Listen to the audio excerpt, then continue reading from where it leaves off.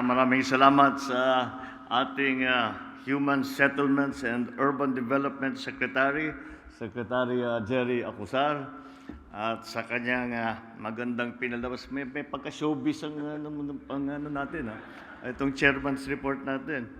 Andito rin po ang ating kalihim ng Department of ng DOLE. At nandito po ng Labor Department, nandito po si Secretary Benny Laguesma na siyempre isa sa sektor na binibigyan ng serbisyo ng pag-ibig at saka ng lahat ng housing is the labor sector. Pag-IBIG Fund CEO Marilyn C. Acosta, who nag-uusap kami at we were recalling the evolution of all of the housing programs, that starting from what was then the Ministry of Human Settlements, where the original concept of housing development was evolved not only from the construction of structures for people to shelter in, but also the construction or the forming of communities, kaya human settlements, para naman maging maayos, maging maganda ang tinitirahan ng ating mga kababayan. And of our proverbial host here is Pasay City Mayor Imelda Calixto Rubiano, the members of the HDMF, the Board of Trustees, and the Management Committee, ating mga kapartner sa private sector, lahat ng mga opisyal at ng staff ng Pag-IBIG Fund, ang aking kasama sa ating serbisyo publiko. Ladies and gentlemen, distinguished guests, magandang hapon po sa inyong lahat. Allow me at the outset to extend my warmest greetings to all the officials and employees of Pag-IBIG Fund, the Pag-IBIG Fund members and stakeholders who are present with us today, as we are gathered for the Chairman's report to the public on the state of the Pag-IBIG Fund. It is the government's fundamental goal to ensure adequate access to decent and affordable housing for our fellow Filipinos, especially in the face of a housing backlog, which I think the working number that we have is 6.5 million units ang kakulangan sa ating pabahay para sa ating mga kababayan, kaya ayan ang ating laging ginagawang target. And that is why my father, President Marcos, envisioned, hindi ko sasabihin yung senior kasi mumultuhin ako niyan. Pag sinabi ko yung senior, sasabihin niya na matanda na raw siya. Ayaw niya yung senior. My father envisioned when he issued Presidential Decree 1530, which established the Home Development Mutual Fund, the HDMF, in 1978. This fund was to enable shelter financing through a system of voluntary contributions from its members, both from the public and from the private sectors. 45 years on, with the rapid growth of population, our country is still presently faced with this challenge. As I said, no less than 6.5 million socialized housing units are needed to stabilize the situation. And it is a daunting task when we look at it. But if we break it down and we consider the manifold physical, social, and economic factors that must be considered, we consider them in turn, we see that there is a way to achieve that number of 6.5 new housing units. But on the other hand, also 45 years later, the HDMF, now fondly referred to as the Pag-IBIG Fund, has evolved into a bigger financial institution, provident in character. With more than 2.6 million members, it offers a diversified range of financial services and income-generating endeavors for the mutual benefit of the members, ever guided by sound fiscal management practices and actuarial science. And we are confident that this is achievable because we look to the record of the Pag-IBIG Fund and that those sound management practices, and shall we say, very conservative fiscal management has always been in place. And that is why it is possible for Secretary Jerry to come and to show us the new figures, for which we are very happy about, since, as has been mentioned, they are the best record of any year since the inception of the Pag-IBIG Fund.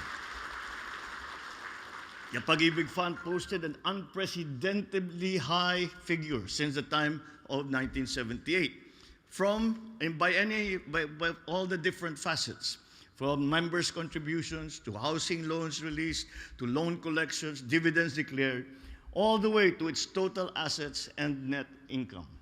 This is clear evidence of a highly astute and competent leadership and financial management of that fund.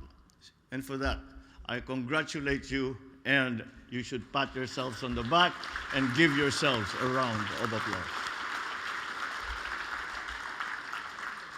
To see these results for 2022, the members will be assured as to the soundness of the fund's financial position, the safety of their own contributions and investments, and the fund's continuing reliability as a provider of key financial services and as a vehicle for their personal savings and investments. It is very encouraging that through the years, that in spite of periods of volatility, uncertainty, and sometimes very complex challenges, including the supervening pandemic, the Pag-IBIG Fund has remained true to its original vision, and that is to provide a secure savings program, a dependable and affordable housing, to be able to give dependable housing loans and affordable housing loans for the benefit of its members. In the past year alone, the Pag-IBIG Fund has released more than 117 billion pesos, housing loans for more than 105,000 members. If we look beyond the cold statistic, this translates to more than 105,000 Filipinos and their families who have now been empowered to own and build the homes that we all as Filipinos dream of. The Pag-IBIG Fund has likewise provided more than 53 billion pesos worth of short-term loans to more than 2.6 million members to help with their immediate financial needs. And aside from this, the fund has continued to promote financial inclusivity and the value of savings to our fellow Filipinos. In 2022, nearly 1 million members saved more than 39 billion pesos under the voluntary savings program of the Pag-IBIG Fund, which is notable. It is a 54% increase from the amount of savings recorded in the previous year.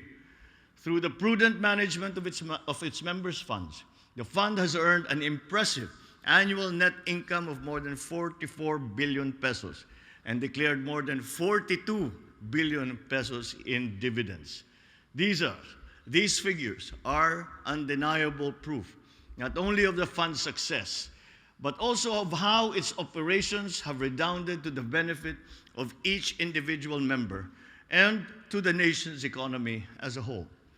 So I call upon the fund to further build on this growth and momentum, to provide and to improve the lot of Filipino workforces, and also to significantly assist in the addressing our housing backlog as an industry leader in home mortgage financing.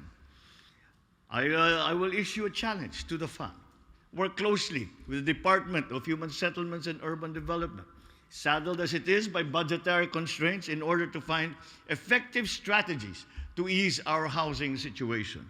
By leveraging on your industry and your experience, the expertise and acumen that you have gained, I enjoin all your officers and employees to be guided by the principles of transparency and accountability, as you always have, in carrying out your mandate and ensuring judicious management of the fund and of the members' hard-earned money. It goes without saying that as public servants, we must maintain the trust and the confidence reposed in us by government institutions, especially those financial in nature, and more importantly, by the people. Maintaining this trust is crucial if we are to build upon the Pag-IBIG Fund's accomplishments and achieve our goals in housing. So let me acknowledge as well our developers, our employers, housing industry players, and other partners for their invaluable contributions to the continued success of the Pag-IBIG Fund. It is this partnership that brings the success to the fund, and for that, once again, we thank you for that partnership and that coordination with the government. Let us further strengthen those partnerships and double down on our efforts to provide adequate access to decent and affordable human settlements. Finally, it's important that we also recognize the absolute central pillar of the Pag-IBIG Fund, namely its 2.6 million strong members. With the members' continued support, the Pag-IBIG Fund has grown into a financially strong and secure institution, boasting more than 827 billion pesos in total assets. And I was teasing the secretary, kung baka paper, ano lang yan, ha? Baka sa accounting lang, binago niyo yung accounting method niyo, kaya nagkaroon ng ganyang kalaki. Hindi naman daw. We are still following generally accepted accounting principles.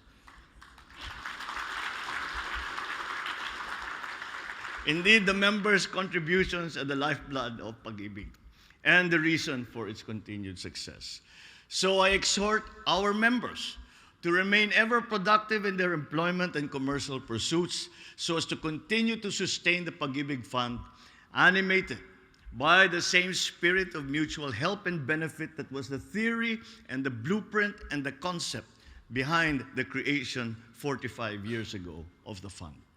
Indeed, the Pag-IBIG Fund has been an exemplar of pagtutulungan, of mutually beneficial multi-sectoral partnership, and even of love, as so aptly etched in its name, which has become a Filipino household term for almost half a century. Let us continue to work to provide every Filipino with a dignified, comfortable, productive life, with a home that they can truly call their own. Thank you, and I wish the Pag-IBIG Fund continued success in the years ahead. Congratulations on the wonderful performance that is being reported here today, and keep up the good work. Maraming salamat po sa inyong lahat at magandang hapon po sa inyo. Thank you, Mr. President.